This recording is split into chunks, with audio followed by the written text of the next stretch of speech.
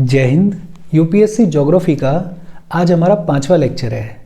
आज के सेशन में हम बात करेंगे अर्थ के मूवमेंट्स के बारे में।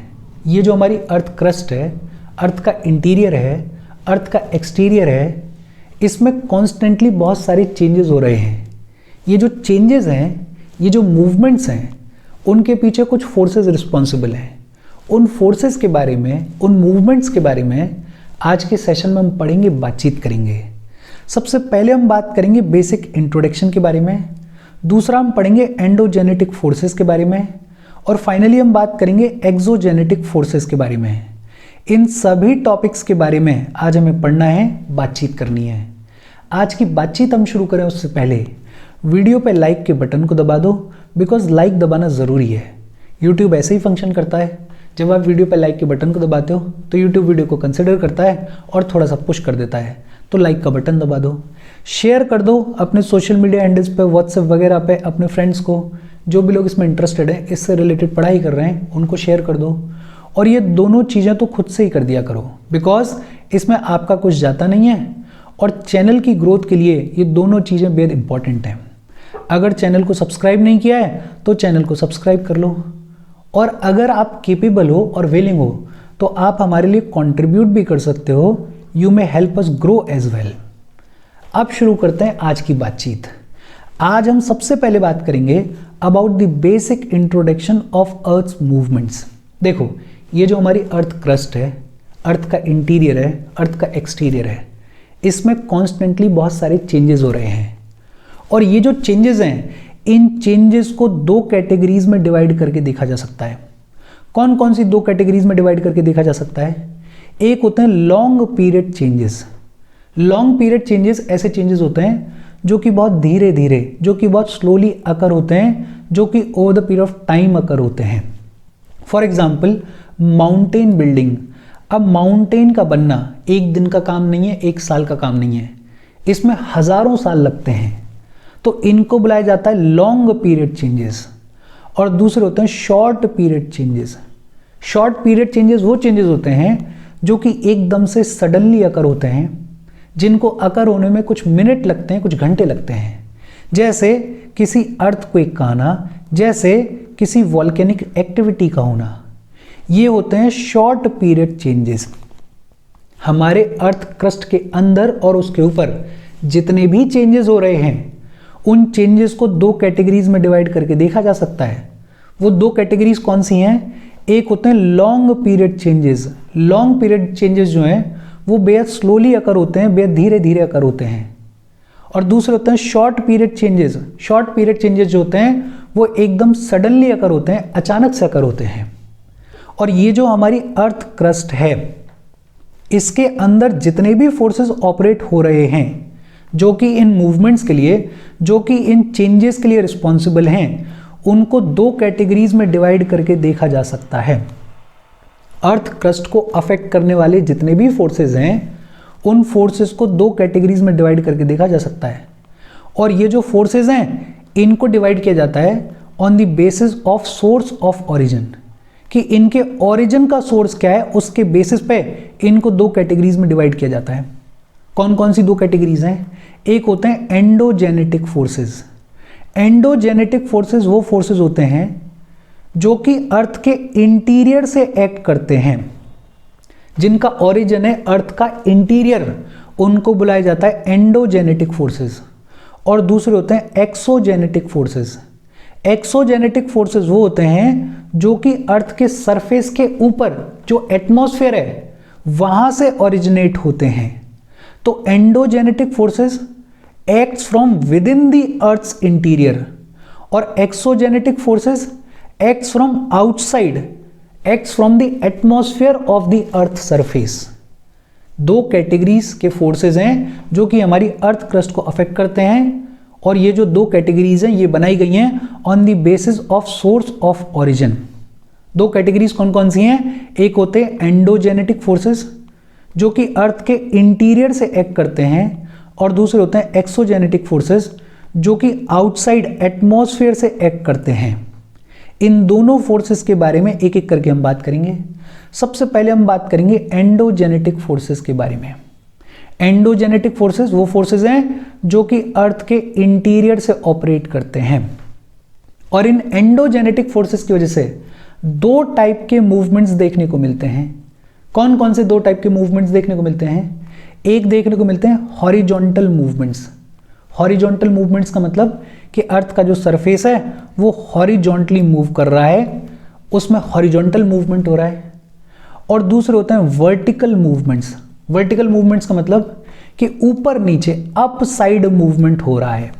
देखो दो चीजें, ये जो एंडोजेनेटिक फोर्सेस हैं ये अर्थ के इंटीरियर से एक्ट करते हैं और इनकी वजह से दो टाइप के मूवमेंट्स होते हैं। कौन कौन से दो टाइप के मूवमेंट्स होते हैं? एक होते हैं हॉरिजॉन्टल मूवमेंट्स और दूसरे होते हैं vertical movements.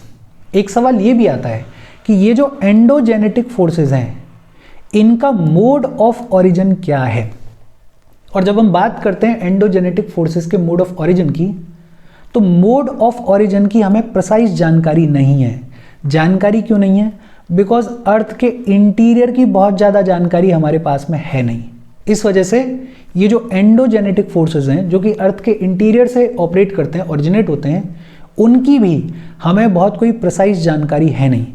But on an average ये कहा जाता है कि ये जो एंडोजेनेटिक फोर्सेस हैं ये रिलेटेड होते हैं thermal conditions of the interior of earth से। अर्थ के इंटीरियर में जब टेम्परेचर कंडीशंस में कोई चेंज आता है, जब हीट कंडीशंस में कोई चेंज आता है, जब प्रेशर कंडीशंस में कोई चेंज आता है, जब थर्मल कंडीशंस में कोई चेंज आता है, तो उसकी वजह से ऑरिजिनेट होते हैं एंडोजेनेटिक फोर्सेस।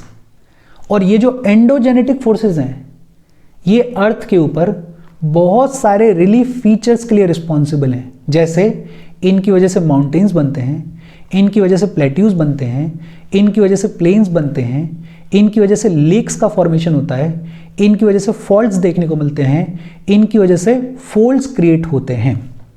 बहुत बेसिक सिंपल सी जानकारी कि हमारे अर्थ के सरफेस के ऊपर और अर्थ के इंटीरियर के अंदर जितने भी चेंजेस हो रहे हैं उन चेंजेस को दो कैटेगरीज में डिवाइड करके देखा जा सकता है। कौन कौन सी दो कैटेगरीज?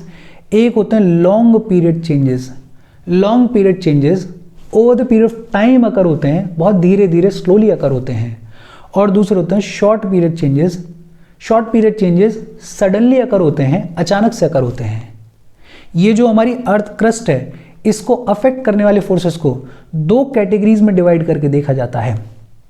और ये जो दो कैटेगरीज हैं ये बनाई गई on the basis of source of origin. कौन सी दो कैटेगरीज हैं? एक होते हैं एंडोजेनेटिक फोर्सेस। एंडोजेनेटिक फोर्सेस वो फोर्सेस होते हैं जो कि अर्थ के इंटीरियर से ओरिजिनेट होते हैं। और दूसरे होते हैं एक्सोजेनेटिक फोर्सेस। एक्सोजेनेटिक फोर्सेस वो फोर्सेस होते हैं जो कि अर्थ के एटमॉस्फेयर से मतलब आउटसाइड अकर होते हैं। सबसे पहले हमने बात की एंडोजेनेटिक फोर्सेस के बारे में। एंडोजेनेटिक फोर्सेस की वजह से दो टाइप के मूवमेंट्स देखने को मिलते हैं, एक हॉरिजॉन्टल मूवमेंट और दूसरा वर्टिकल मूवमेंट।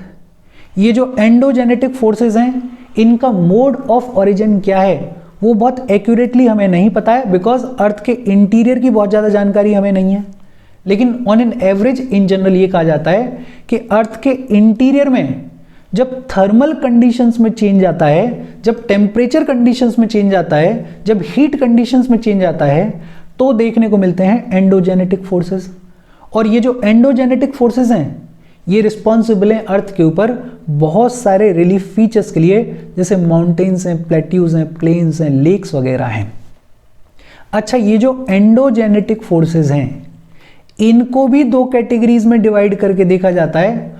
और ये जो दो कैटेगरीज हैं ये हैं on the basis of intensity, कि एंडोजेनेटिक फोर्सेस की इंटेंसिटी कितनी है, उस बेसिस पे इनको दो कैटेगरीज में डिवाइड करके देखा जाता है। कौन कौन सी दो कैटेगरीज हैं? एक होते हैं डायस्ट्रॉपिक फोर्सेस और दूसरे होते हैं सडन फोर्सेस। एक होते हैं डायस्ट्रॉफिक फोर्सेस और दूसरे होते हैं सडन फोर्सेस। देखो इस इमेज को देखो, अर्थ क्रस्ट को अफेक्ट करने वाले फोर्सेस को दो कैटेगरीज में डिवाइड करके देखा जाता है। एक होते हैं एंडोजेनेटिक फोर्सेस और दूसरे होते हैं एक्सोजेनेटिक फोर्सेस। एंडोजेनेटिक फोर्सेस वो होते हैं जो कि अर्थ के इंटीरियर से फंक्शन कर रहे होते हैं, अर्थ के इंटीरियर से ऑपरेट कर रहे होते हैं। और दूसरे होते हैं एक्सोजेनेटिक फोर्सेस। एक्सोजेनेटिक फोर्सेस वो होते हैं जो कि अर्थ के बाहर एटमॉस्फेयर से ऑपरेट कर रहे होते हैं। ये जो एंडोजेनेटिक फोर्सेस हैं इनको भी दो कैटेगरीज में डिवाइड करके देखा जाता है, और ये जो दो कैटेगरीज हैं ये बनी on the basis of intensity. Intensity के बेस पे कौन सी दो कैटेगरीज हैं एंडोजेनेटिक फोर्सेस की? एक है डायस्ट्रोपिक फोर्सेस और दूसरे हैं सडन फोर्सेस। डायस्ट्रोपिक फोर्सेस और दूसरे हैं सडन फोर्सेस। सबसे पहले हम बात करेंगे सडन फोर्सेस के बारे में। सडन फोर्सेस को कैटास्ट्रोफिक फोर्सेस भी बुलाया जाता है। सडन फोर्सेस को कैटास्ट्रोफिक फोर्सेस भी बुलाया जाता है, और ये नाम से क्लियर है। सडन फोर्सेस मतलब एकदम से अकर होने वाले फोर्सेस, इनकी वजह से सडन और रैपिड इवेंट्स होते हैं। और जब ये सडन फोर्सेस ऑपरेट करते हैं तो अर्थ के क्रस्ट के ऊपर और अर्थ के क्रस्ट के अंदर बहुत सारा डिस्ट्रक्शन देखने को मिलता है, मैसिव डिस्ट्रक्शन देखने को मिलता है। ये जो सडन फोर्सेस होते हैं इनकी वजह से एक्सट्रीम इवेंट्स अकर होते हैं, जैसे वॉल्केनिक इरप्शंस होंगे, जैसे अर्थक्वेक्स वगैरह आएंगे। और अगर ये वॉल्केनिक इरप्शंस, अगर ये अर्थक्वेक्स किसी ऐसे एरिया में आ जाएं जो कि डेंसली पॉपुलेटेड हैं, तो ये बहुत जान माल की हानि भी करते हैं। जियोलॉजिकली अगर बात करें तो ये जो सडन फोर्सेस हैं इनको कंस्ट्रक्टिव फोर्स बुलाया जाता है। कंस्ट्रक्टिव फोर्स क्यों बुलाया जाता है? बिकॉज जब भी कोई सडन फोर्स एक्ट करेगा, कोई वॉल्केनिक एक्टिविटी होगी, कोई अर्थक्वेक आएगा, तो कोई ना कोई रिलीफ फीचर अर्थ सरफेस के ऊपर बनेगा। जैसे वॉल्केनो अगर आया तो वॉल्केनिक कोन्स बनते हैं, वॉल्केनिक माउंटेन्स बनते हैं। जैसे अगर लावा निकल रहा है अर्थ के सरफेस के अंदर से तो लावा प्लेट्यूज बनते हैं। उसका सबसे बढ़िया एग्जांपल है हमारा डेक्कन प्लेट्यू। अगर कोई अर्थक्वेक आया तो उसकी वजह से फॉल्ट्स बनेंगे, उसकी वजह से फ्रैक्चर्स बनेंगे, उसकी वजह से लेक्स वगैरह भी बन सकती हैं। एक बार फिर से देखें कि अर्थ के क्रस्ट को अफेक्ट करने वाले फोर्सेस को दो कैटेगरीज में डिवाइड करके देखा जा सकता है। एक है एंडोजेनेटिक फोर्सेस जो कि अर्थ के इंटीरियर से ऑपरेट करते हैं, और दूसरे हैं एक्सोजेनेटिक फोर्सेस जो कि अर्थ के एटमॉस्फेयर मतलब आउटसाइड से एक्ट करते हैं। ये जो एंडोजेनेटिक फोर्सेस हैं जो कि अर्थ के इंटीरियर से ऑपरेट करते हैं, इनके बारे में पहले हम पढ़ रहे हैं।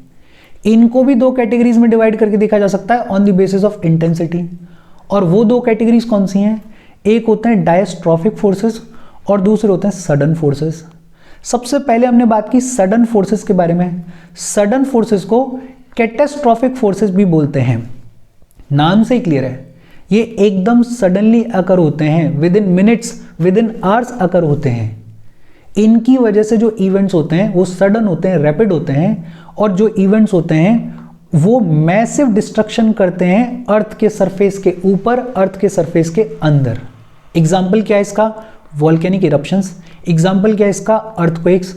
और अगर ये earthquakes, volcanic eruptions densely populated areas में आ जाएं तो खूब सारा नुकसान भी होता है।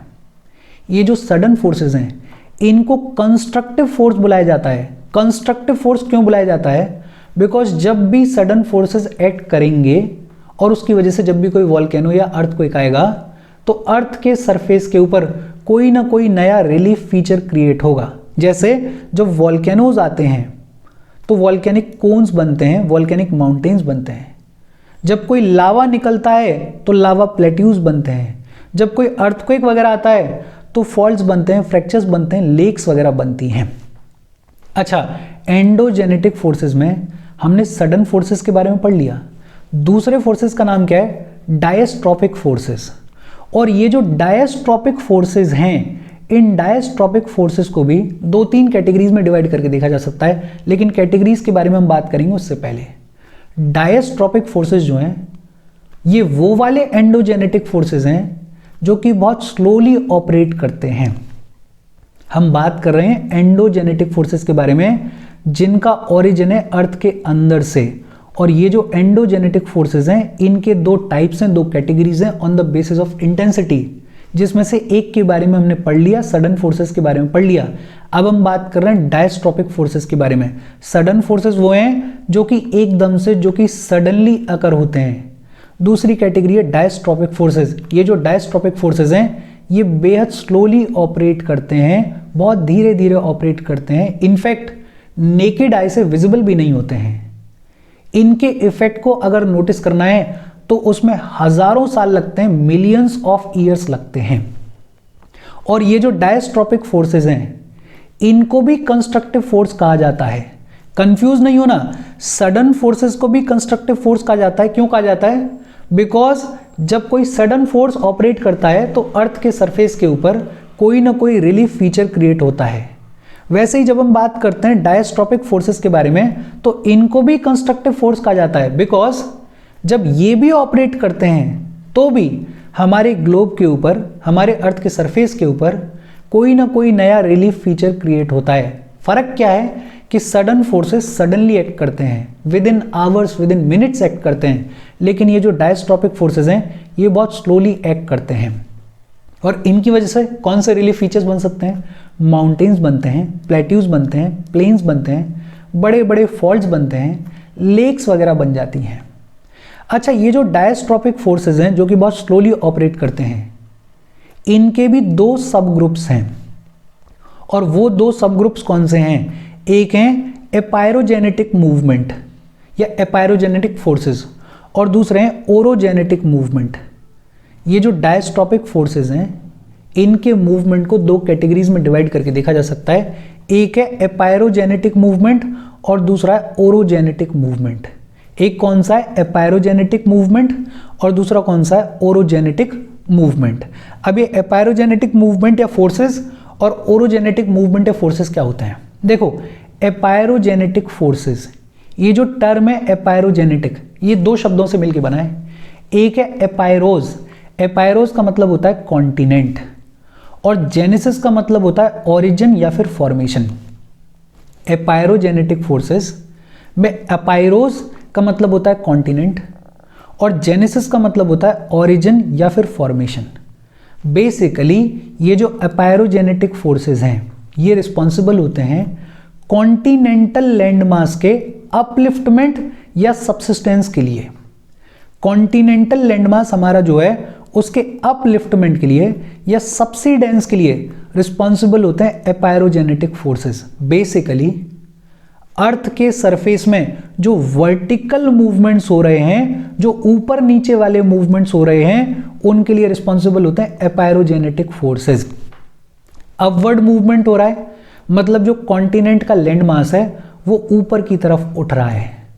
कॉन्टिनेंट का पूरा लैंड मास भी ऊपर की तरफ उठ सकता है, कुछ हिस्सा भी ऊपर की तरफ उठ सकता है, और जो कोस्टल एरियाज होते हैं वो भी ऊपर की तरफ उठते हैं। और जब कोस्टल एरियाज ऊपर की तरफ उठते हैं तो उनको बुलाया जाता है इमर्जेंस।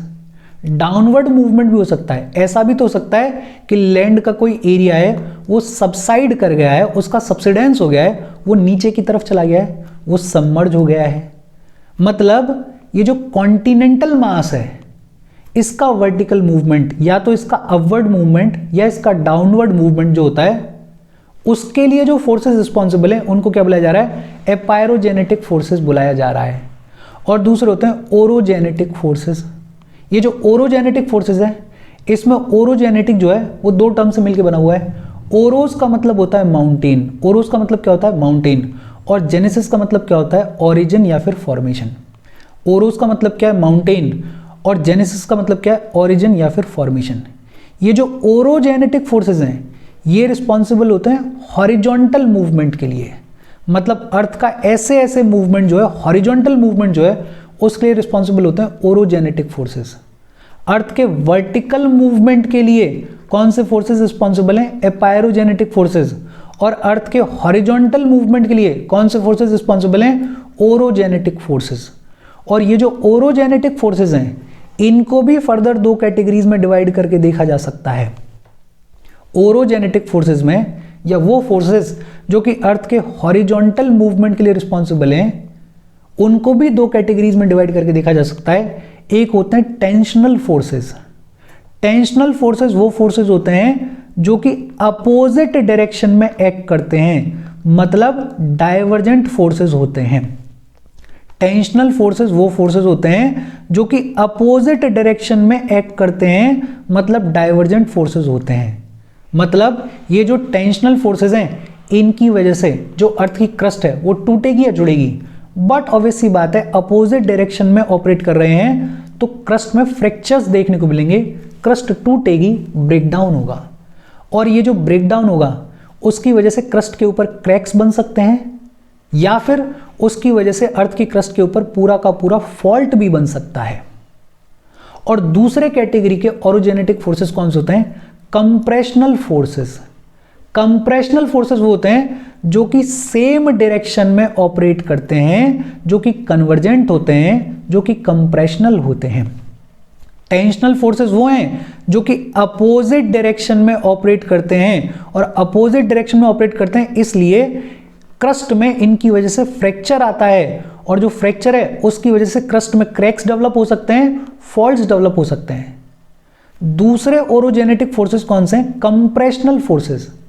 कंप्रेशनल फोर्सेस वो हैं जो कि सेम डायरेक्शन में एक्ट करते हैं, मतलब जो क्रस्ट है उसको कंप्रेस करते हैं, उसको भींचते हैं, उसको दबाते हैं, और जब क्रस्ट को भींचा जाएगा तो क्रस्ट में क्या देखने को मिलेगा? बैंड देखने को मिलेगा।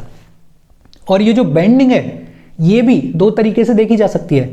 एक तो रैपिंग हो सकती है, और रैपिंग कैसे हो सकती है? या तो क्रस्ट ऊपर की तरफ रैप हो जाए, मतलब अप रैपिंग हो जाए, या फिर ऐसा भी हो सकता है कि क्रस्ट नीचे की तरफ रैप हो जाए, नीचे की तरफ धंस जाए, इसको बोल देंगे डाउन रैपिंग। या फिर क्रस्ट में जब बेंडिंग आएगी तो उसकी वजह से फोल्ड्स क्रिएट हो सकते हैं, और ये जो फोल्ड्स होते हैं ये प्रीलिम्स के पॉइंट ऑफ व्यू से इंपॉर्टेंट होते हैं, इनके बारे में हम पढ़ेंगे, बातचीत करेंगे। देखो एक बार फिर से देख लेते हैं। अगर आपको ये पूरा का पूरा डायग्राम समझ में आ गया तो बाकी सारी चीज़ें समझ में आ जाएंगी। हम क्या कह रहे हैं, दोबारा से इसको समराइज करते हैं कि अर्थ की जो क्रस्ट है उसको अफेक्ट करने वाले फोर्सेस को दो कैटेगरीज में डिवाइड करके देखा जा सकता है, और ये जो दो कैटेगरीज हैं ये हैं on the basis of source of origin, कि सोर्स ऑफ ऑरिजिन क्या है। कौन सी दो कैटेगरीज हैं? एक है एंडोजेनेटिक फोर्सेस और दूसरे हैं एक्सोजेनेटिक फोर्सेस। एंडोजेनेटिक फोर्सेस वो हैं जो कि अर्थ के सरफेस के अंदर से ऑपरेट करते हैं, और एक्सोजेनेटिक फोर्सेस वो हैं जो कि अर्थ के सरफेस से बाहर आउटसाइड एटमॉस्फेयर से एक्ट करते हैं। हमने अभी तक बात की है एंडोजेनेटिक फोर्सेस के बारे में। ये जो एंडोजेनेटिक फोर्सेस हैं इनको भी दो कैटेगरीज में डिवाइड करके देखा जा सकता है, और ये जो दो कैटेगरीज हैं ये हैं on the basis of intensity. और दो कैटेगरीज कौन कौन सी हैं? एक है सडन फोर्सेस। सडन फोर्सेस को कैटास्ट्रोफिक फोर्सेस भी बुलाया जा सकता है। ये जो सडन फोर्सेस हैं ये एकदम सडनली ऑपरेट करते हैं, within minutes, within hours act करते हैं, और इनकी वजह से मैसिव डिस्ट्रक्शन देखने को मिलता है। इसका सबसे बड़ी एग्जांपल क्या है? Volcanic eruption. इसका सबसे बड़ी एग्जांपल क्या है? अर्थक्वेक्स। दूसरे कैटेगरी के एंडोजेनेटिक फोर्सेस कौन से हैं? Diastrophic forces. डायस्ट्रोफिक फोर्सेस वो हैं जो कि बहुत स्लोली ऑपरेट करते हैं, जो कि बहुत धीरे धीरे ऑपरेट करते हैं। इनकी वजह से हजारों साल लगते हैं किसी भी रिलीफ फीचर को फॉर्म होने में। ये जो डायस्ट्रोफिक फोर्सेस हैं इनको भी दो सब ग्रुप्स में डिवाइड करके देखा जा सकता है। एक होते हैं एपायरोजेनेटिक फोर्सेस और दूसरे होते हैं ओरोजेनेटिक फोर्सेस। एपायरोजेनेटिक फोर्सेस क्या होते हैं? एपायरोजेनेटिक फोर्सेस वो होते हैं जो कि अर्थ में वर्टिकल मूवमेंट के लिए रिस्पॉन्सिबल है, मतलब ऊपर नीचे जो मूवमेंट होता है कॉन्टिनेंटल मास का उसके लिए रिस्पॉन्सिबल है। अब कॉन्टिनेंटल मास का अपवर्ड मूवमेंट हो सकता है, कॉन्टिनेंटल मास जो है वो ऊपर की तरफ उठ गया, या डाउनवर्ड मूवमेंट भी हो सकता है कि जो कॉन्टिनेंटल मास है वो सबमर्ज कर गया। और दूसरी कैटेगरी कौन सी इसमें? Orogenetic forces. ये जो ओरोजेनेटिक फोर्सेस हैं ये अर्थ के सरफेस में हॉरिजॉन्टल मूवमेंट के लिए रिस्पॉन्सिबल होते हैं। और ये जो हॉरिजॉन्टल मूवमेंट है ये दो तरीके से हो सकता है। एक हो सकता है टेंशनल फोर्स।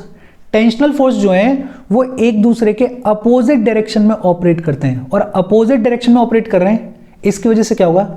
क्रस्ट में फ्रैक्चर देखने को मिलेगा, क्रस्ट जो है वो ब्रेक होगी, और अगर क्रस्टल फ्रैक्चर होगा तो क्रैक्स डेवलप हो सकते हैं, फॉल्ट्स डेवलप हो सकते हैं। और दूसरा ओरोजेनेटिक फोर्स कौन से हैं? Compressional forces. कंप्रेशनल फोर्सेस वो हैं जो कि एक दूसरे की तरफ एक्ट करते हैं। एक दूसरे की तरफ एक्ट कर रहे हैं तो बीच में जो क्रस्ट है वो भिजती है, वो दबती है, और इसलिए क्रस्टल बेंडिंग देखने को मिलती है। ये जो बेंडिंग है इसकी वजह से क्रस्ट रैप हो जाती है, और रैपिंग दो तरीके से हो सकती है। एक तो अप रैपिंग हो सकती है ऐसे, और एक हो सकती है डाउनवर्ड रैपिंग ऐसे। और दूसरा इसकी वजह से फोल्ड्स भी क्रिएट हो जाते हैं। इन फोल्ड्स के बारे में अगले सेशंस में डिटेल में हम बातचीत करेंगे। होपफुली आपको ये पूरा एंडोजेनेटिक फोर्सेस बहुत ढंग से समझ में आया होगा। यूपीएससी में ये छोटी छोटी चीजें बेहद काम की हैं, प्रीलिम्स में भी मेंस में भी, तो इनको थोड़ा ढंग से देखना। जितना इजी चीजें की जा सकती थी अपन ने इजी की हैं। अच्छा, एक फोर्स और रह गया है, और वो फोर्स कौन सा है? Exogenetic forces. ऐसे फोर्सेस जो कि ओरिजिनेट हो रहे हैं आउटसाइड से, जो कि ओरिजिनेट हो रहे हैं अर्थ के एटमॉस्फेयर से। ये जो एक्सोजेनेटिक फोर्सेस हैं, इनको डेन्यूडेशनल प्रोसेसेस भी बुलाया जाता है, या इनको डिस्ट्रक्शनल फोर्सेस भी बुलाया जाता है। और डिस्ट्रक्शनल फोर्सेस क्यों बुलाया जाता है आपको समझ में आएगा, बिकॉज ये जो एक्सोजेनेटिक फोर्सेस हैं, ये कंटिन्यूअसली उन रिलीफ फीचर्स को डिस्ट्रॉय करते रहते हैं जिनको क्रिएट किया गया है एंडोजेनेटिक फोर्सेस के द्वारा। जैसे एंडोजेनेटिक फोर्स के द्वारा कोई माउंटेन बना, कोई प्लेट्यू बना, कोई प्लेन बना, तो उस माउंटेन पे इरोजन कौन कर रहा है? उस प्लेट्यू पे वेदरिंग कौन कर रहा है? उस जो प्लेन है उस पर डेन्यूडेशन, उस पर इरोजन कौन कर रहा है? वो इरोजन के लिए रिस्पॉन्सिबल कौन है? उस वेदरिंग के लिए रिस्पॉन्सिबल कौन है? उस टूटने के लिए, सेडिमेंट्स के ब्रेकडाउन होने के लिए रिस्पॉन्सिबल कौन है? एक्सोजेनेटिक फोर्सेस हैं। और इसीलिए एक्सोजेनेटिक फोर्सेस को डिस्ट्रक्शनल फोर्सेस भी बुलाया जाता है। तो ये जो एक्सोजेनेटिक फोर्सेस होते हैं, जो कि एटमॉस्फेयर के बाहर से ऑपरेट कर रहे होते हैं, मतलब एटमॉस्फेयर से ऑपरेट कर रहे होते हैं, अर्थ के सरफेस के बाहर से ऑपरेट कर रहे होते हैं, ये कॉन्स्टेंटली उन रिलीफ फीचर्स को डिस्ट्रॉय करते हैं जो कि एंडोजेनेटिक फोर्सेस के द्वारा क्रिएट किए गए हैं। और डिस्ट्रॉय कैसे करते हैं? वेदरिंग के थ्रू करते हैं, इरोजन के थ्रू करते हैं, डिपोजिशन के थ्रू करते हैं। कुछ टर्म्स हैं। डेन्यूडेशन आपने सुना होगा। डेन्यूडेशन का मतलब क्या होता है? डेन्यूडेशन ब्रॉड टर्म है। डेन्यूडेशन में वेदरिंग और इरोजन दोनों को इंक्लूड किया जाता है। मतलब वेदरिंग और इरोजन दोनों को इंक्लूड करके ब्रॉडली हम क्या बुला देते हैं? डेन्यूडेशन बुला देते हैं। वेदरिंग क्या होता है? वेदरिंग स्टैटिक प्रोसेस है जिसमें रॉक्स का डिसइंटीग्रेशन होता है और डीकंपोजिशन होता है। सिंपल लैंग्वेज बोलें तो रॉक्स का छोटे छोटे पार्टिकल्स में टूटना, सेडिमेंट्स में टूटना, उसको बोलते हैं वेदरिंग। लेकिन ये जो टूटना होता है ये इन सीटू होता है, ऑन साइट होता है। मतलब यहां पे रॉक है, यहीं पे इस रॉक में छोटे छोटे पीसेस टूट रहे हैं, ये है वेदरिंग। और तीसरा टर्म है इरोजन। इरोजन डायनामिक प्रोसेस है। वेदरिंग के थ्रू सेडिमेंट्स टूट गए, रॉक छोटे छोटे पार्टिकल्स में टूट गए। अब ये जो छोटे छोटे पार्टिकल्स हैं, इनका रिमूवल और इनका एक जगह से दूसरी जगह पर ट्रांसपोर्टेशन, उसको बुलाया जाता है क्या? उसको बुलाया जाता है इरोजन। क्या बुलाया जाता है? इरोजन। देखो एक बार फिर से देखते हैं। एक्सोजेनेटिक फोर्सेस जो हैं वो एटमॉस्फेयर से ऑपरेट कर रहे होते हैं, अर्थ के सरफेस के बाहर से ऑपरेट कर रहे होते हैं। इन एक्सोजेनेटिक फोर्सेस को डेन्यूडेशनल प्रोसेसेस भी बुलाया जाता है या डिस्ट्रक्शनल फोर्सेस भी बुलाया जाता है। क्यों बुलाया जाता है इनको डिस्ट्रक्शनल फोर्सेस? बिकॉज ये जो एक्सोजेनेटिक फोर्सेस हैं ये कॉन्स्टेंटली उन रिलीफ फीचर्स को डिस्ट्रॉय कर रहे होते हैं जो कि एंडोजेनेटिक फोर्सेस द्वारा क्रिएट किए गए होते हैं। और डिस्ट्रॉय कैसे कर रहे होते हैं? By weathering, by erosion, by deposition. Denudation क्या है? डेन्यूडेशन एक ब्रॉड टर्म है जिसमें हम वेदरिंग और इरोजन दोनों को इंक्लूड करते हैं। वेदरिंग क्या है? ऑन साइट किसी रॉक का डिसइंटीग्रेशन होना, डीकंपोजिशन होना, छोटे पार्टिकल्स में टूटना, उसे कहा जाता है वेदरिंग। इरोजन क्या है? इरोजन का मतलब यह है कि ये जो पार्टिकल्स टूट गए हैं छोटे छोटे, उनका रिमूवल और उनका एक जगह से दूसरी जगह पर ट्रांसपोर्टेशन, उसको कहते हैं इरोजन। अच्छा, ये जो वेदरिंग होती है, ये वेदरिंग तीन टाइप की होती है। एक होती है फिजिकल या फिर मैकेनिकल वेदरिंग। ये जैसे फिजिकल मैकेनिकल वेदरिंग में क्या होगा कि रॉक जो है वो छोटे छोटे पार्टिकल्स में टूट जाएगा, स्मॉल स्मॉल पार्टिकल्स में टूट जाएगा, विंड की वजह से, वाटर की वजह से, टेम्परेचर की वजह से। अब जैसे विंड है लगातार टकरा रही है, पानी है लगातार आके टकरा रहा है, या टेम्परेचर में चेंजेस आ रहे हैं, तो रॉक जो वो छोटे छोटे पार्टिकल्स में टूट जाता है। इसको बोलते हैं फिजिकल वेदरिंग या मैकेनिकल वेदरिंग। दूसरी होती है केमिकल वेदरिंग। केमिकल वेदरिंग क्या होती है? जब रॉक में चेंजेस आए केमिकली तो उसको बोल देते हैं केमिकल वेदरिंग। केमिकल चेंजेस के आने की वजह से जो वेदरिंग होती है उसको बोल देते हैं केमिकल वेदरिंग। और तीसरी होती है बायोलॉजिकल वेदरिंग। जब लिविंग ऑर्गेनिजम्स की वजह से रॉक्स का ब्रेकडाउन हो, जैसे बहुत सारे माइक्रोब्स होते हैं, जैसे बहुत सारे माइक्रो ऑर्गेनिजम्स होते हैं, जैसे बहुत सारे एनिमल्स होते हैं, प्लांट्स होते हैं, जिनकी वजह से रॉक्स छोटे छोटे टुकड़ों में टूटती हैं। और ये जो वेदरिंग है इसको बोलते हैं बायोलॉजिकल वेदरिंग। और वेदरिंग की इंपॉर्टेंस आपको पता होगी। वेदरिंग की इंपॉर्टेंस क्या है? वेदरिंग की वजह से रॉक्स छोटे छोटे पार्टिकल्स में टूटते हैं और over the period of time यही जो छोटे छोटे पार्टिकल्स हैं वो फॉर्म करते हैं सॉइल्स को। और सॉइल्स ह्यूमन सर्वाइवल के लिए, लाइफ के सर्वाइवल के लिए बेहद असेंशियल है, one of the most important thing है। तो weathering is very important because it results in the formation of soils and soils are essential for biotic life. अच्छा, एक सवाल ये आता है कि ये जो वेदरिंग हो रही है, ये जो इरोजन हो रहा है, इसके लिए एजेंट्स कौन से रिस्पॉन्सिबल हैं? कौन रिस्पॉन्सिबल है इसके लिए? रनिंग वाटर है भाई, पानी है बार बार आगे टकरा रहा है, पानी बार बार आगे टकरा रहा है, उससे रॉक जो है वो छोटे छोटे पार्टिकल्स में टूट रहा है। धीरे धीरे वो जो पार्टिकल है वो और ज़्यादा महीन होता जा रहा है। धीरे धीरे इवेंचुअली एक ऐसी स्टेज आ रही है कि उसी से सॉइल बन रही है। सी वेव्स हैं, अब आप समुद्र के किनारे जाओ, वहाँ पे वेव्स आती हैं, लगातार टकराती हैं वो रॉक से, और वो जो रॉक से लगातार वेव्स टकरा रही हैं उसकी वजह से डिसइंटीग्रेशन होता है, टूटते हैं वो छोटे छोटे पार्टिकल्स में। ग्लेशियर्स हैं, ग्लेशियलिक इरोजन्स के बारे में अपन बात करेंगे, पढ़ेंगे, इनके फीचर्स के बारे में पढ़ेंगे, लैंडफॉर्म्स के बारे में पढ़ेंगे। विंड है, हवा चल रही है लगातार, तेज तेज आके टकरा रही है, तो हवा से जब घिसाव आता है तो छोटे छोटे पार्टिकल्स में रॉक्स टूटते हैं। तो ये एजेंट्स हैं जो कि रिस्पॉन्सिबल होते हैं वेदरिंग के लिए, जो कि रिस्पॉन्सिबल होते हैं इरोजन के लिए।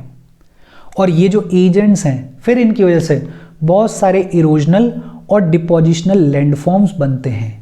इन इरोजनल और डिपोजिशनल लैंडफॉर्म्स के बारे में इन डिटेल हम बातचीत करेंगे, सारी चीज़ों को ढंग से देखेंगे।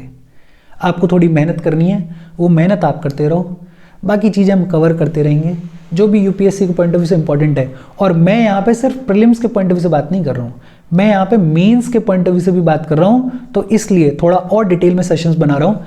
अगर प्रीलिम्स के पॉइंट ऑफ व्यू से सिर्फ बात करनी होती तो फिर तो छोटे सेशंस भी बनाए जा सकते थे। तो आपको थोड़ी मेहनत करनी होगी। कोई डाउट हो कमेंट करके पूछ लेना। Thank you very much.